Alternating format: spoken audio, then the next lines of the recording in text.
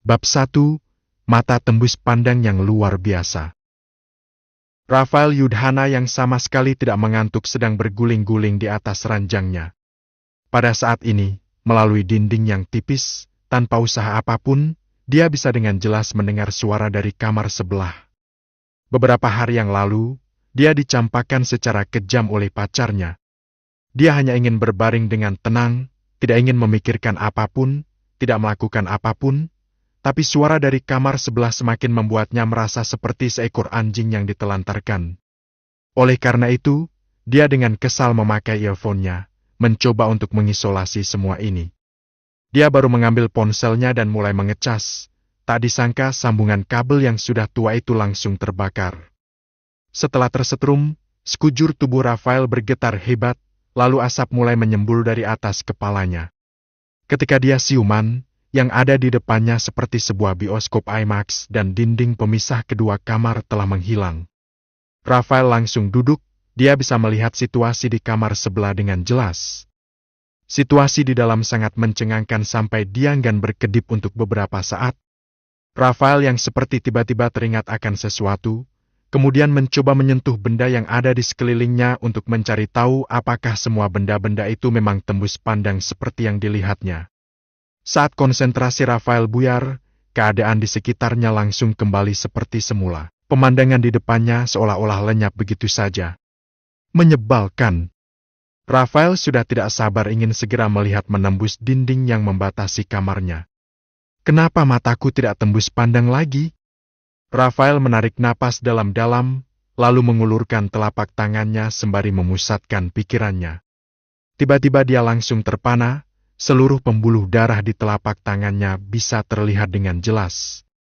Dia lalu mengamati tubuhnya lagi dan terlihat untaian oksigen yang berada di dalam pembuluh darahnya mengalir dengan teratur kemudian berkumpul di diafragmanya.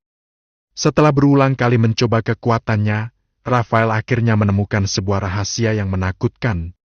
Setruman tadi telah membuatnya memiliki sepasang mata tembus pandang. Aku memiliki mata tembus pandang. Aku akan menjadi orang hebat, seru Rafael dengan takjub. Rafael yang pada dasarnya suka berdiam diri di rumah dan sering membaca novel online, tentu tahu mereka yang memiliki mata tembus pandang semuanya adalah orang hebat yang sangat luar biasa. Kalau tidak, hanya akan dijadikan sebagai kelinci percobaan dalam eksperimen atau menjadi alat yang dimanfaatkan oleh orang lain. Mulai hari ini, aku, Rafael akan menjadi orang yang hebat. Rafael berdiri di balkon kontrakannya dan sambil tersenyum menatap kota Laskar yang ramai dan makmur. Ring-ring. Pada saat ini, ponsel Rafael berdering. Ketika Rafael melirik layar ponselnya dan melihat orang yang meneleponnya adalah Clara Sutanto, raut wajahnya langsung berubah menjadi aneh. Apakah dia meneleponku untuk menagih hutang? Clara adalah teman sebangku Rafael sewaktu SMA. Meskipun Clara adalah seorang wanita, tapi dia seperti seorang pria yang suka bertindak sembrono, jadi dia tidak pernah menganggapnya sebagai seorang wanita.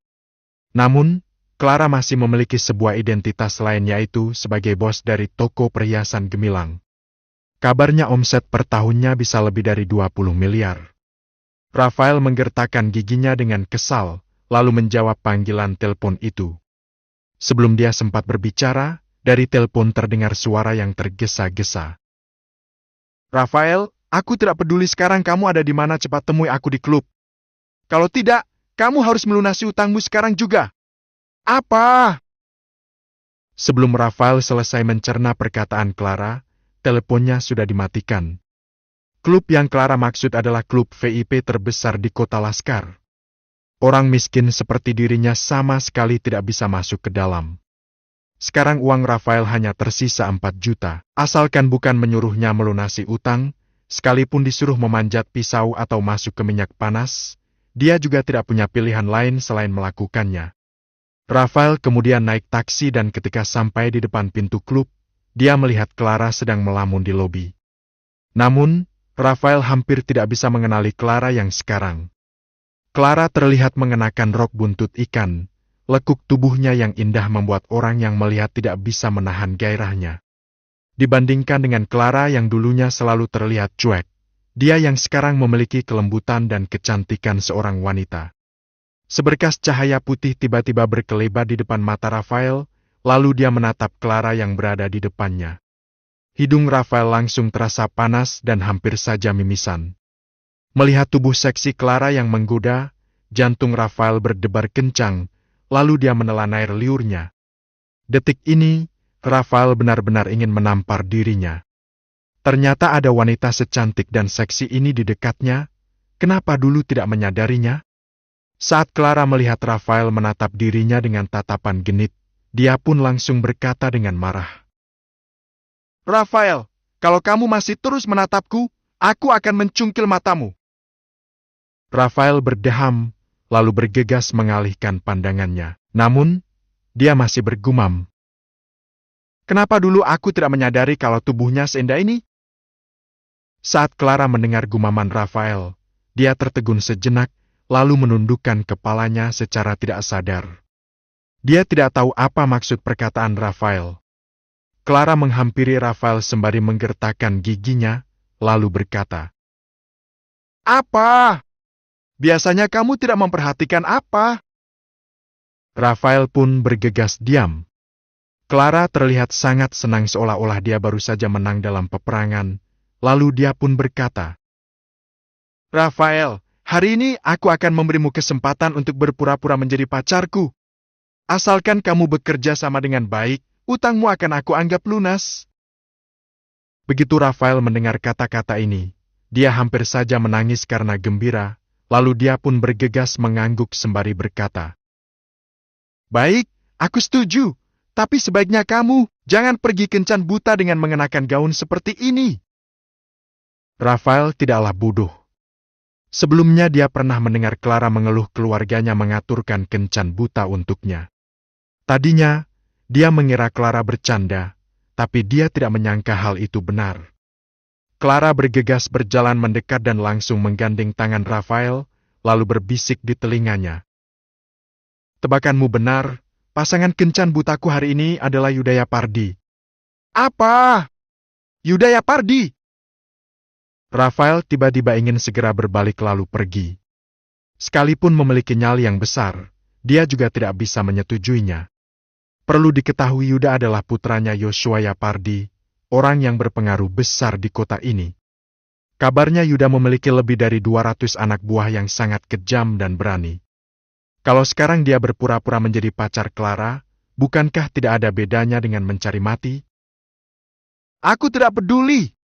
Karena kamu sudah datang, maka kamu tidak boleh pergi. Kalau tidak, aku akan berteriak kamu melecehkanku, kamu pasti akan tamat. Clara, kamu. Ucap Rafael dengan ekspresi sedih.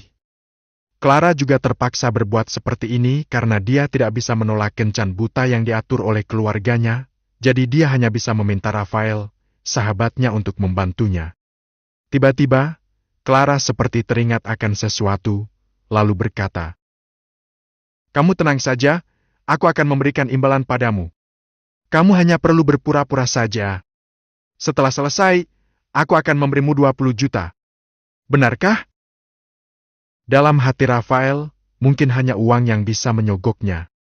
Sebagai seorang pecundang yang tidak memiliki pekerjaan dan uang, dia tidak mau tidur di jalanan karena tidak punya uang. Clara memutar bola matanya, lalu menggandeng tangan Rafael sembari berjalan menuju tempat hiburan di lantai 2. Kalau dilihat seperti ini, mereka berdua benar-benar terlihat seperti sepasang kekasih yang sedang dimabuk asmara. Rafael baru pertama kali menginjakkan kaki di tempat semewah ini. Saat Rafael membuka pintu tempat hiburan di lantai 2, dia langsung terkesima melihat pemandangan di depannya. Tempat yang dikatakan sebagai tempat hiburan ini sebenarnya merupakan sebuah kasino mewah. Bab 2, modal 4 juta menang miliaran. Setelah mereka memasuki tempat hiburan, Clara langsung mengenali pemuda yang duduk di meja nomor 1. Pemuda itu mengenakan setelan jas Armani, parasnya tampan tapi gayanya terlihat arogan. Yuda berbalik untuk melihat Clara, lalu dia berkata dengan tampang dingin dan acuh tak acuh. Kamu Nona Clara? Sebenarnya, Yuda tidak tertarik dengan kencan buta. Dia juga tidak mengharapkan wanita manapun menjadi menantu keluarga Yapardi. Namun, karena kencan buta ini diatur oleh keluarga, dia tidak bisa menolaknya. Saat Clara melihat sikap dingin Yuda, dia pun menghela napas lega. Untung saja reaksi Yuda seperti itu. Kalau tidak entah dengan alasan apa aku harus menolak kencan buta ini, batin Clara. Clara menghela napas, lalu berkata, "Hari ini aku datang bukan untuk berkencan denganmu, tapi aku ingin memberitahumu kita tidak mungkin bisa bersama karena aku sangat mencintai pacarku." Sembari berbicara, Clara menatap Rafael yang ada di sampingnya sembari tersenyum lembut. Namun, perkataan Clara justru membuat Rafael kesal. Yuda menatap Clara, lalu berkata sembari tersenyum dingin. "Di kota Laskar, kamu adalah wanita pertama yang menolakku." Setelah Yuda selesai berbicara, pengawal di aula langsung mendekat dengan sikap yang mengintimidasi, penampilannya juga membuat orang bergidik. "Aku tidak peduli siapa kamu, pokoknya, aku tidak mungkin menikah denganmu. Aku juga berharap untuk kedepannya kamu jangan mengajakku melakukan kencan buta yang kekanak-kanakan seperti ini lagi." Setelah itu, Clara pun menatap Rafael. Dia tidak berniat berlama-lama di sana, apalagi melihat Yuda. Namun, apa yang terjadi tidak semudah yang Clara pikirkan. Begitu Clara berbalik, dia langsung dihentikan oleh para pengawal di belakangnya. "Kamu kira kamu bisa datang dan pergi seenaknya di daerah kekuasaanku?"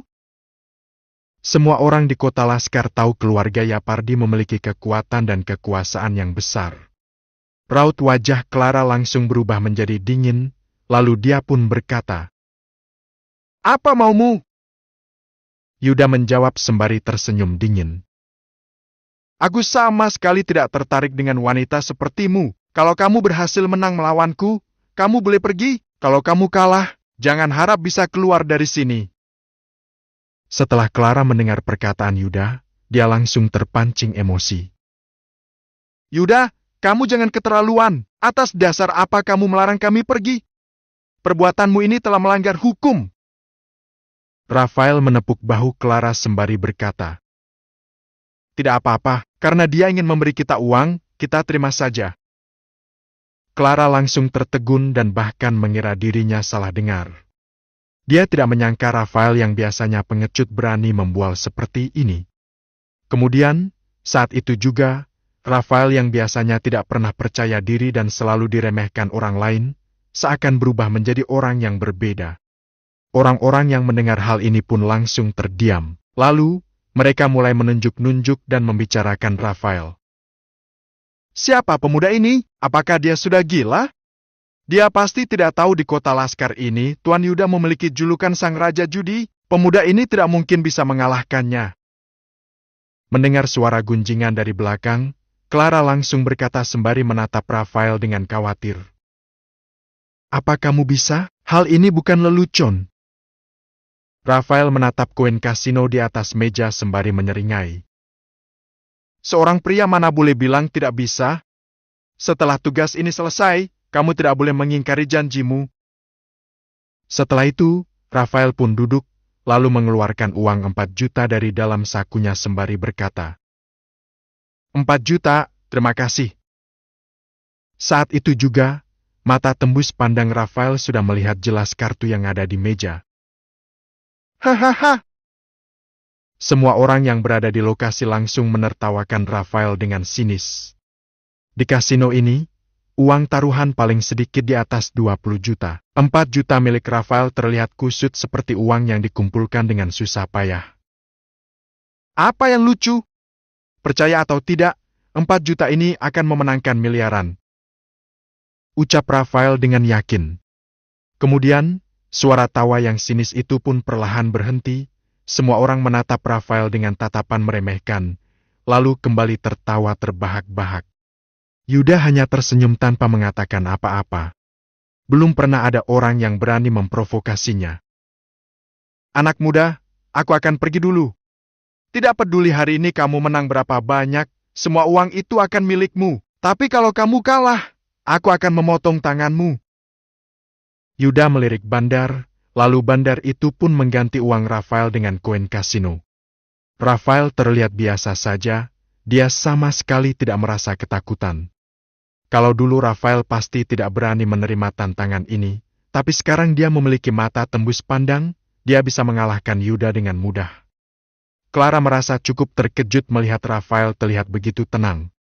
Dia merasa Rafael telah berubah, tapi dia tidak tahu apa yang berubah dari Rafael. Rafael menunjuk ke cangkir judi di sampingnya. Kita main cangkir judi saja. Ayo mulai! Aku ingin melihat bagaimana kamu mengalahkanku. Ucap Yuda dengan tatapan tajam. Yuda sangat ahli dalam memainkan semua permainan judi di kasino ini. Misalnya, cangkir judi, belum pernah ada orang yang mengalahkannya. Yuda memiliki julukan sang raja judi bukanlah tanpa alasan. Ayo mulai! Ucap Rafael dengan menggebu-gebu. Raut wajah Yuda menjadi masam. Belum pernah ada orang yang berani bersikap sesombong ini di hadapan Yuda. Kalau bukan karena saat ini ada banyak orang di depannya, Yuda sangat ingin meninju Rafael. Yuda mengambil cangkir judi di atas meja, lalu mengocoknya 2 kali. Setelah itu, dia meletakkan satu tangannya di atas cangkir sembari berkata dengan dingin. Ayo mulai, tapi kamu harus memikirkannya baik-baik. Kalau kalah kamu akan menjadi cacat. Clara yang terkejut langsung meneriakkan nama Rafael dengan keras. Rafael! Rafael hanya tersenyum manis kepada Clara. Di saat Rafael berbalik, dia memusatkan perhatiannya, lalu seberkas cahaya putih berkelebat di matanya. Kemudian, angka yang dadu di dalam cangkir langsung muncul di hadapannya. Rafael tersenyum sinis, lalu menaruh semua koin kasinonya untuk bertaruh angka dadunya sama. Setelah itu, dia pun berkata, "Bukalah!" Saat orang-orang yang berada di lokasi melihat cara Rafael berjudi, raut wajah mereka langsung berubah dan mereka langsung tertawa terbahak-bahak. Sepertinya otak anak muda ini bermasalah. Aku sudah setengah bulan bermain di kasino ini. Aku belum pernah melihat ada orang yang bertaruh semua dadunya memiliki angka yang sama. Tapi dia malah mempertaruhkan semua uangnya untuk bertaruh semua dadunya memiliki angka yang sama. Aku rasa bukan hanya otaknya yang masalah. Sepertinya dia ingin mencari mati. Kalau dia mau cari mati, kita juga tidak bisa menghentikannya.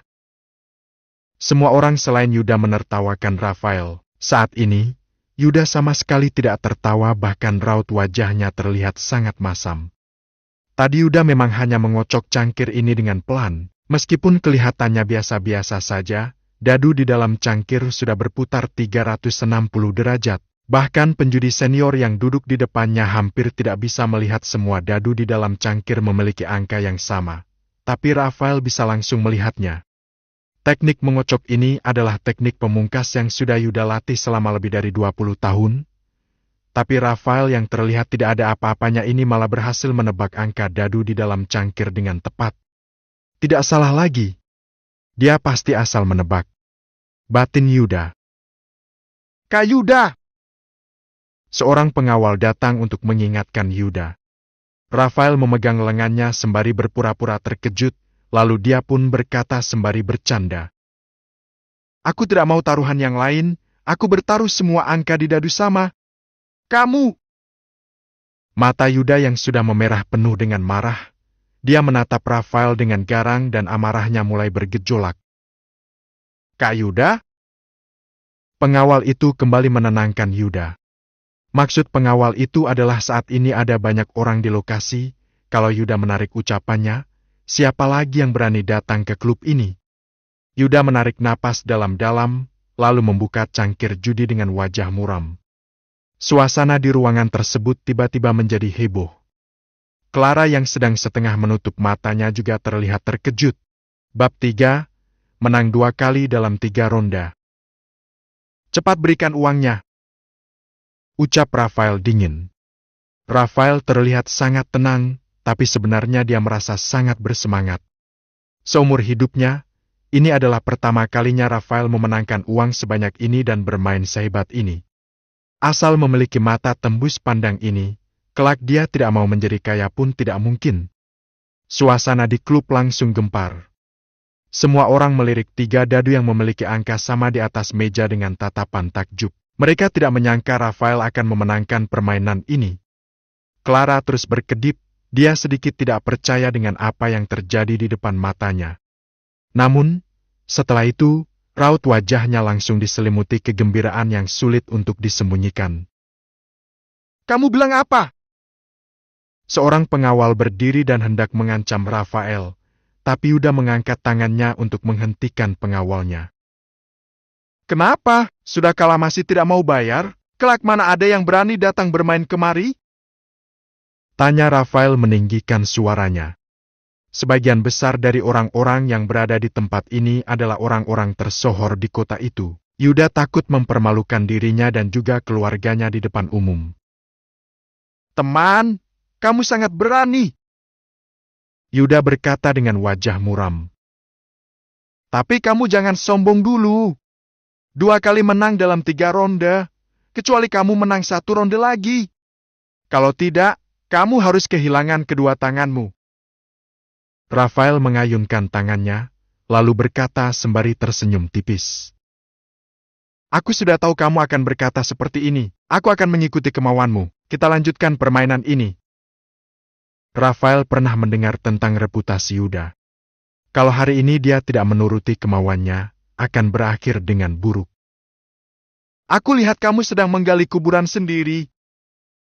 Yuda sedikit menyipitkan matanya, lalu menatap Rafael dengan tatapan merendahkan, wajahnya penuh penghinaan.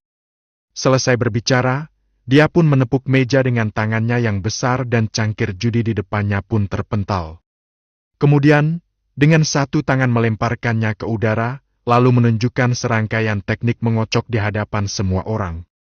Kalau bukan seorang penjudi yang handal, pasti tidak akan bisa menggunakan teknik mengocok seperti ini. Yuda merasa sangat bangga pada dirinya sendiri. Namun, Rafael bisa langsung menebak angka dadunya, benar-benar tidak bisa dipercaya, jadi dia tidak berani bertaruh.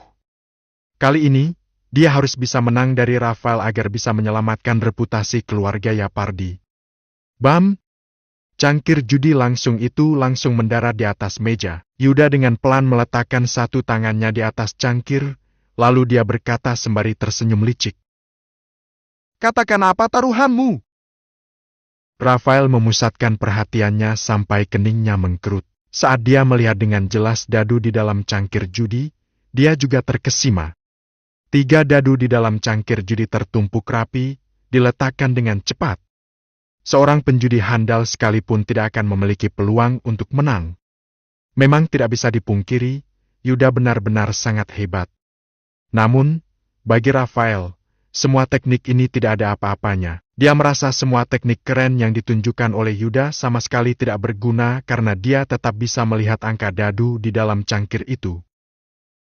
"Aku bertaruh 400 juta dadunya memiliki angka yang sama." Wah! Suasana di lokasi langsung gempar. Semua orang menganga dan muka mereka penuh dengan ketidakpercayaan. Mereka tidak percaya angka dadu di dalam cangkir akan sama lagi. Sekarang Rafael bahkan tidak ragu mempertaruhkan 400 juta untuk bertaruh angka dadu di dalam cangkir semuanya sama, membuat semua orang terkejut. Namun, semua orang tahu, peluang munculnya angka dadu yang sama sebanyak 2 kali hampir tidak mungkin. Mereka benar-benar tidak habis pikir kenapa Rafael membuat taruhan seperti itu. Raut wajah Yuda langsung berubah menjadi sangat masam, dia memelototi Rafael sembari berkata, "Kamu yakin?"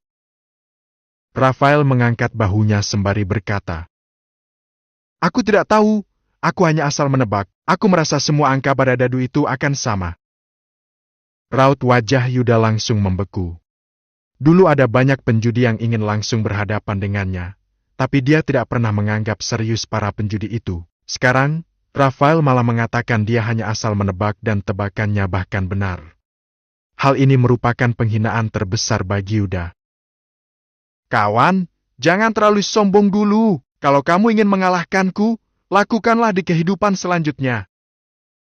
Setelah Yuda selesai berbicara, dia langsung membuka cangkir judi itu. Saat orang-orang yang berada di lokasi melihat dadu-dadu itu, mereka langsung menarik napas dalam-dalam, lalu menatap cangkir judi itu lekat-lekat. Pada saat ini, dadu-dadu itu masih berputar dengan cepat. Orang-orang yang melihat hal ini langsung terkesima. Hal ini merupakan kehebatan Yuda. Begitu dadu berhenti, suasana di lokasi langsung hening, mata orang-orang menatap lurus ke arah dadu-dadu itu. Setelah Yuda melihat ketiga dadu itu, pupil matanya langsung membesar karena kaget. Mustahil! Semua orang melihat ketiga dadu itu menunjukkan angka 1. Tiba-tiba mereka langsung merasakan punggung mereka terasa dingin. Mereka semua menatap Rafael dengan terkejut. Siapa orang ini? Dia sama sekali tidak terlihat seperti penjudi profesional. Kenapa dia bisa dengan mudah mengalahkan Yuda? Menakjubkan sekali. 3 angka dadu yang sama muncul 2 kali berturut-turut, benar-benar luar biasa. Saat Yuda mendengar ucapan orang-orang di sekitar, dia merasa sangat marah. Cangkir judi di tangannya langsung terjatuh di atas lantai, lalu dia menunjuk Rafael dengan marah sembari berkata, Bocah tengik, berani-beraninya kamu berbuat curang di tempatku, cepat potong tangannya. Meskipun Yuda sudah kalah, dari segi kewibawaan, dia tidak boleh kalah dengan Rafael. Kalau kejadian hari ini tersebar, reputasi Yuda di bidang perjudian pasti akan rusak. Berhenti! Pada saat ini, suara yang nyaring dan merdu terdengar dari samping. Semua orang mendengar suara itu, bahkan Yuda pun merasa kaget ada orang yang berani menghentikannya di daerah kekuasaannya. Clara terlihat melewati kerumunan, lalu berjalan menghampiri Rafael. Dia menggandeng tangannya, lalu berkata sembari menatap Yuda dengan marah. Yuda, kamu benar-benar tidak tahu malu dan tidak tepat janji. Kamu itu manusia atau bukan? Kamu! Raut wajah Yuda langsung berubah menjadi sangat masam. Sekarang keluarga Yapardi sedang beralih melakukan bisnis legal. Setiap ucapannya mewakili citra keluarga Yapardi. Dia harus memperhatikan tutur kata dan perbuatannya. Kalau tidak, kedepannya tidak akan ada orang yang berani berbisnis dengan keluarga Yapardi. Clara tidak pernah takut akan apapun, dia langsung menunjuk Yuda sembari memarahinya. Kalau kamu berani bertaruh, kamu harus berani menerima kekalahan. Kenapa? Kamu mau menarik kembali kata-katamu? Kamu seorang pria, kamu ingin menindas wanita lemah seperti diriku? Yuda menatap Rafael, matanya penuh dengan niat membunuh, lalu dia mengertakkan giginya sembari berkata, Kamu sungguh berani, aku, Yuda Yapardi sudah mengingatmu. Setelah itu, Yuda pun melambaikan tangannya kepada pengawalnya sembari berkata, Berikan uang itu padanya. Di saat yang sama, Yuda menatap pengawal itu dengan tatapan dingin sembari berbisik, Periksa latar belakangnya. Setelah Yuda selesai berbicara, dia pun berbalik dan pergi dengan marah. Melihat kepergian Yuda, Rafael baru merasa lega. Dalam 2 ronde ini, Rafael telah memenangkan 40 miliar. Kebanyakan orang bahkan seumur hidupnya tidak akan bisa menghasilkan uang sebanyak ini. Tapi Rafael memenangkannya hanya dalam waktu 2 jam. Rafael tahu dengan adanya mata tembus pandang ini, jangankan 40 miliar, dia bahkan bisa dengan mudah memenangkan 400 miliar. Di saat Rafael sedang memikirkan hal ini, tiba-tiba matanya terasa sakit. Ketika dia ingin mencoba menggunakan mata tembus pandangnya tidak berfungsi dan semua benda di depan matanya tetap terlihat normal. Apakah ada batasan dalam penggunaan mata tembus pandang ini? Tanya Rafael di hati. Namun, pada saat ini, Rafael tidak sempat memikirkan semua itu. Dia memutuskan mencari tahu lagi setelah dirinya pulang ke rumah.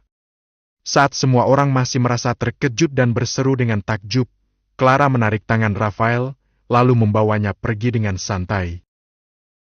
Rafael, aku mau lihat kamu bisa bersikap sombong sampai kapan?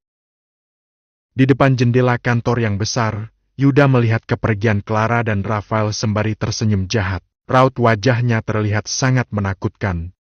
Bab 4, memberi kehangatan pada wanita itu. Meskipun wanita itu tidak begitu penting baginya, perilaku Clara dan Rafael bagaikan tamparan keras di wajahnya hari ini. Bagaimana dia bisa menahannya? Terlebih lagi, Rafael hanyalah seorang pengecut yang tidak berarti. Clara tiba-tiba merasa sangat canggung saat berjalan keluar dari pintu klub. Awalnya dia hanya ingin mencari Rafael dan memarahi Yuda, tapi dia tidak menyangka bahwa Rafael akan berubah drastis seperti itu.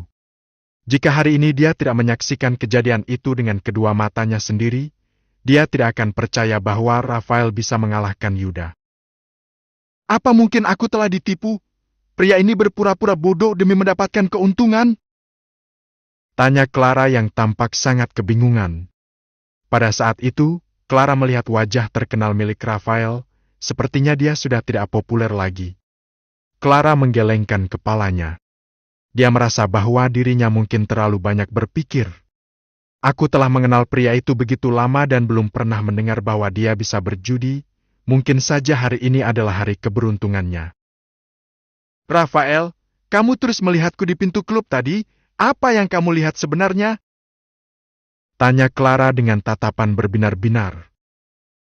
Kamu? Rafael terdiam seribu bahasa. Kamu sangat cantik dan menawan hari ini, tentu saja aku ingin terus memandangimu. Rafael menatap Clara dengan ekspresi serius.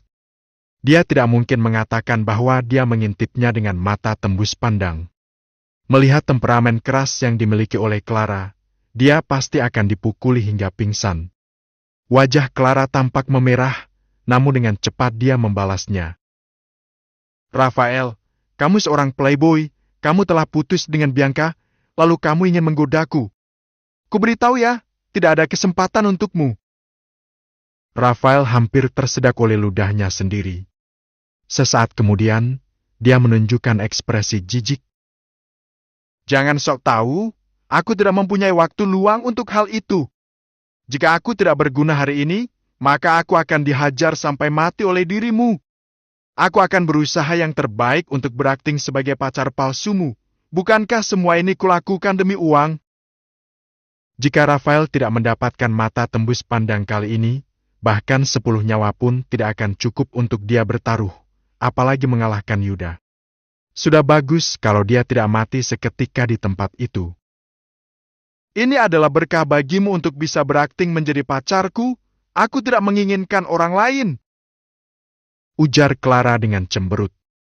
Namun, hari ini Rafael telah mengalahkan Yuda dan itu keren sekali. Setiap hari, keluarga Clara mengatur sebuah kencan buta dengan beberapa tuan muda kaya raya, atau menyuruh Clara pergi ke berbagai pertunjukan mewah dan tidak pernah peduli akan perasaannya. Tiba-tiba Clara teringat akan sesuatu dan bertanya. Ngomong-ngomong, aku sangat penasaran mengapa Bianca ingin putus denganmu. Bukannya kalian sudah lama bersama? Senyum yang menghiasi wajah Rafael seketika memudar. Rafael berpura-pura mengangkat bahu dan berkata dengan acuh tak acuh. Setiap orang memiliki ambisinya sendiri. Karena dia mengejar impiannya, itu adalah pilihannya dan aku akan mengabulkan keinginannya. Clara mengernyitkan alis dan berhenti berbicara. Saat di sekolah, Clara beberapa kali telah memergoki Bianca berselingkuh dengan pria lain. Namun, agar tidak menyakiti Rafael, dia merahasiakannya.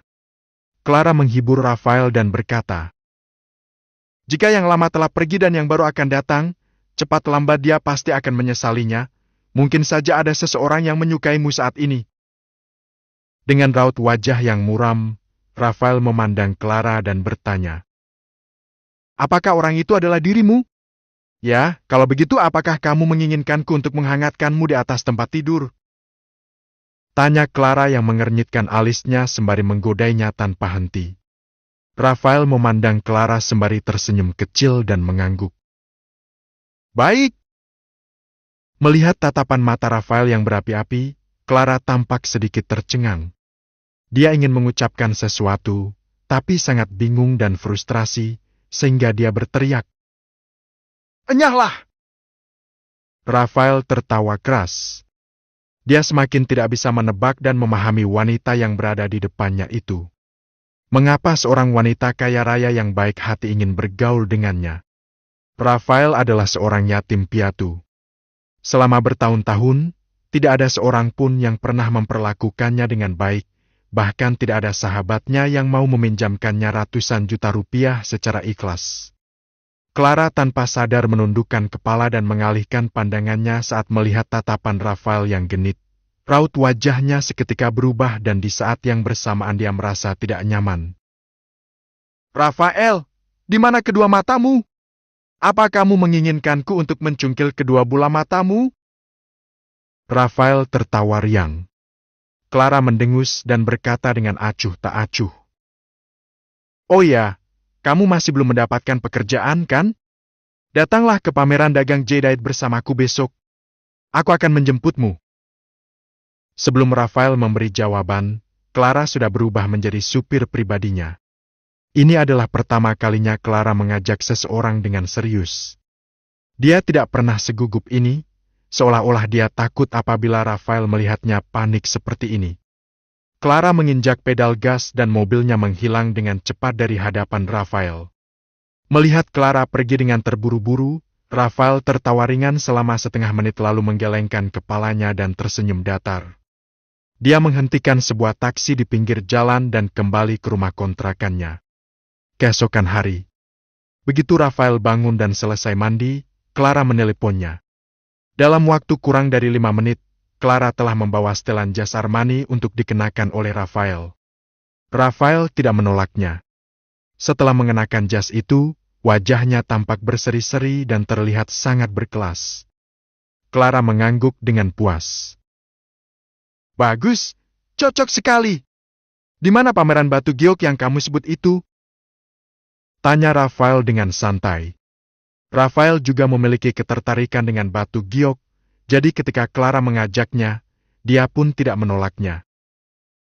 Hotel Magnolia.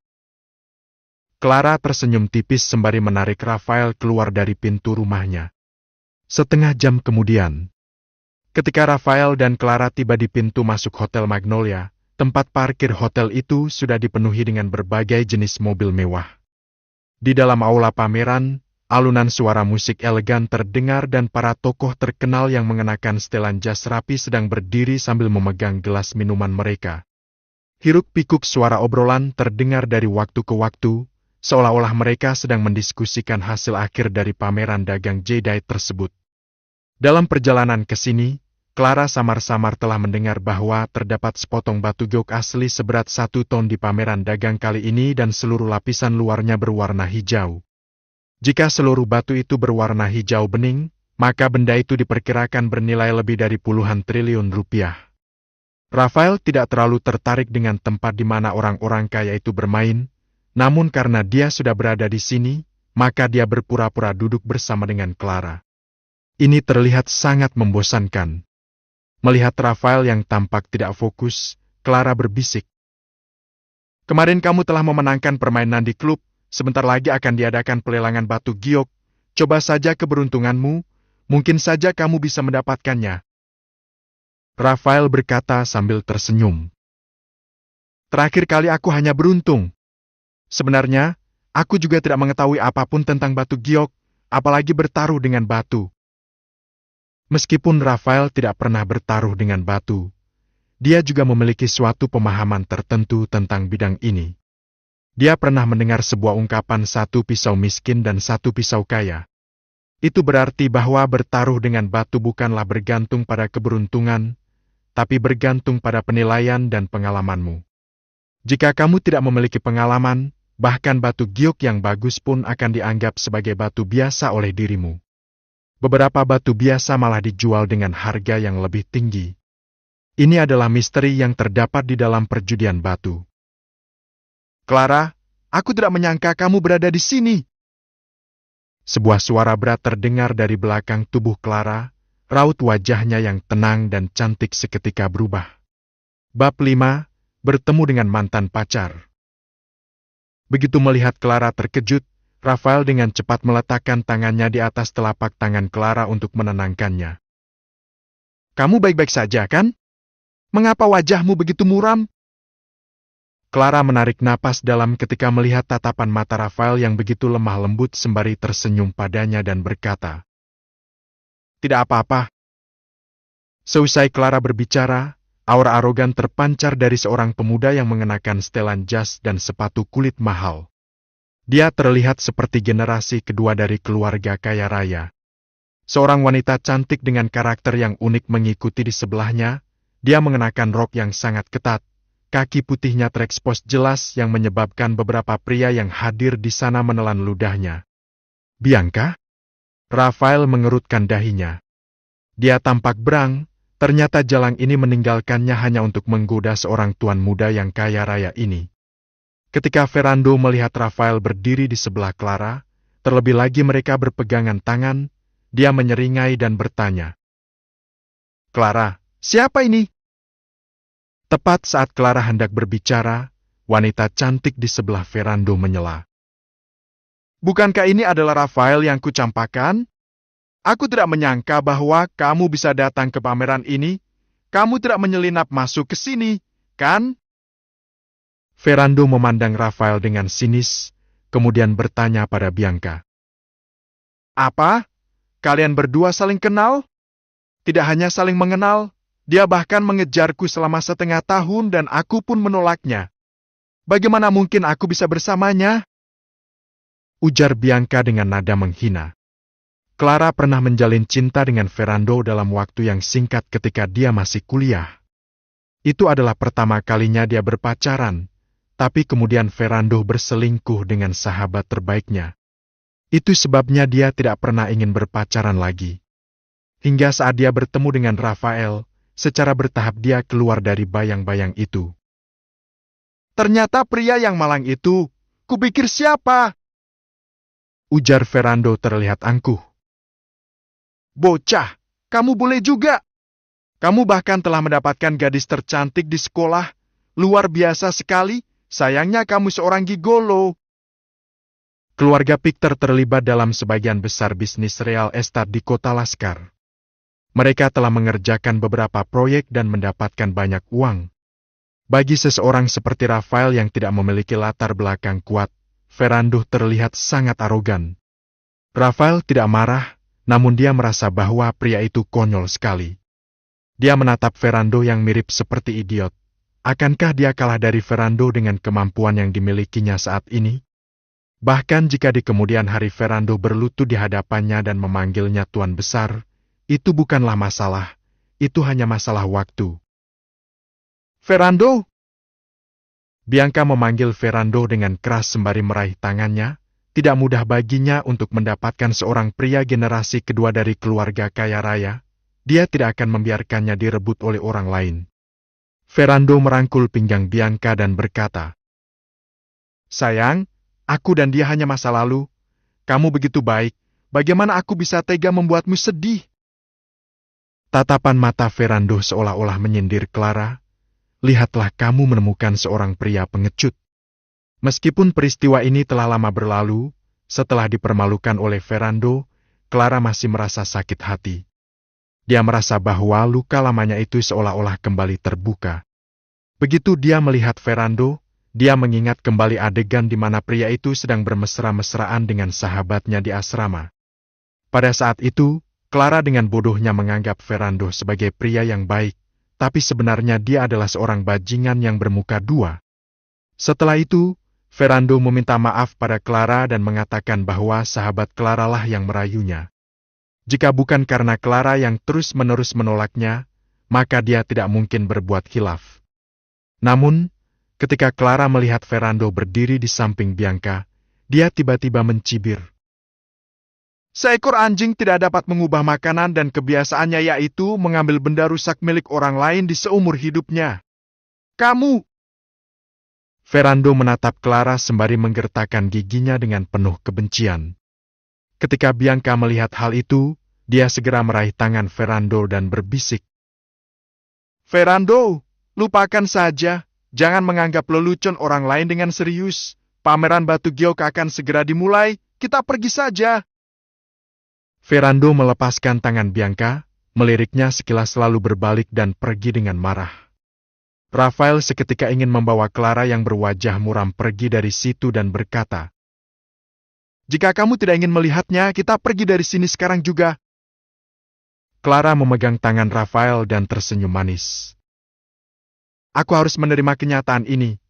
Aku tidak bisa lagi melarikan diri. Setidaknya ada kamu yang menemaniku. Rafael tidak menyangka bahwa posisinya di dalam hati Clara ternyata begitu penting. Dia berkata sambil tersenyum. Jangan khawatir, selama aku di sini, aku tidak akan membiarkanmu kalah malam ini. Clara tersenyum datar tanpa mengucapkan sepatah kata pun. Clara tidak ingin menyakiti Rafael. Dengan kemampuan Rafael saat ini, dia sama sekali tidak dapat bersaing dengan Ferrando yang memiliki puluhan triliun rupiah. Rafael hanyalah orang biasa. Seiring berjalannya waktu, tempat pameran itu secara bertahap menjadi ramai dan di atas panggung terlihat penuh dengan berbagai jenis batu giok. Di antaranya terdapat salah satu batu giok asli yang diletakkan di tengah-tengah panggung. Seluruh bagian batu itu berwarna coklat tua dan permukaannya ditutupi oleh lumut berwarna hijau. Ini adalah batu giok asli, beratnya sekitar 1 ton. Batu ini juga salah satu batu giok asli yang dinanti-nantikan oleh semua orang. Karena seluruh permukaan batu asli giok ditutupi dengan lumut hijau dan terlihat sangat berharga, jadi harga awal sepotong batu giok asli ini adalah 140 miliar rupiah. Beberapa pedagang batu giok yang hadir pun sangat terkejut. Aku telah berkecimpung di dalam bisnis ini selama lebih dari 30 tahun. Ini pertama kalinya aku melihat batu giok yang begitu indah dan batu ini dapat dipastikan batu asli milik kerajaan. Beberapa orang di sekelilingnya mengangguk setuju. Batu giok itu memang batu yang bagus, tapi harganya 140 miliar rupiah. Hei, sepertinya kita hanya bisa melihatnya. Ferrando menunjukkan ekspresi serakah ketika dia melihat batu giok asli itu di atas panggung, seolah-olah dia telah menemukan suatu ide baru. Jika dia bisa membuat sepotong batu giok asli ini menjadi perhiasan, bukankah dia akan menghasilkan banyak uang? Para hadirin, pelelangan resmi dibuka sekarang. Terdengar aba-aba dari juru lelang, para tamu pun mulai mengangkat kartu penawaran di tangan mereka. 150 miliar rupiah. 160 miliar rupiah. 196 miliar rupiah. Terjadi kegaduhan di antara kerumunan penonton. Beberapa saat kemudian, batu giok asli itu ditawar dengan harga mencapai 200 miliar rupiah. Ferrando tidak memberi penawaran bersamaan dengan para hadirin. Dia menunggu jumlah penawar berkurang secara bertahap sebelum dia mulai menaikkan kartu penawarannya. Dia memandang Rafael dengan tatapan dingin dan provokatif, seolah-olah dia ingin memberitahu semua orang bahwa dia pasti akan mendapatkan batu giok asli itu. 220 miliar rupiah. Wow! Semua para tamu yang hadir secara spontan memandang ke arah Ferrando seusai mendengar penawarannya dan beberapa tamu wanita menatapnya dengan kagum. 2. Tepat ketika Clara ingin mengajukan penawaran, Rafael tiba-tiba meraih tangannya dan menggelengkan kepala padanya. Meskipun seluruh permukaan batu giok itu berwarna hijau, bagian dalamnya tidak terlalu banyak berwarna hijau. Benda ini paling berharga 60 miliar rupiah. Mereka sudah mengalami kerugian jika batu itu ditawar dengan harga 200 miliar rupiah. Clara yang saat ini masih ingin menawar dengan harga 400 miliar rupiah dan hampir saja menderita kerugian besar pun berhenti. Apa yang kamu lakukan? Clara mengernyitkan alisnya dan bertanya dengan khawatir. Percayalah padaku, ini akan menjadi kerugian besar. Rafael dengan sabar membujuknya.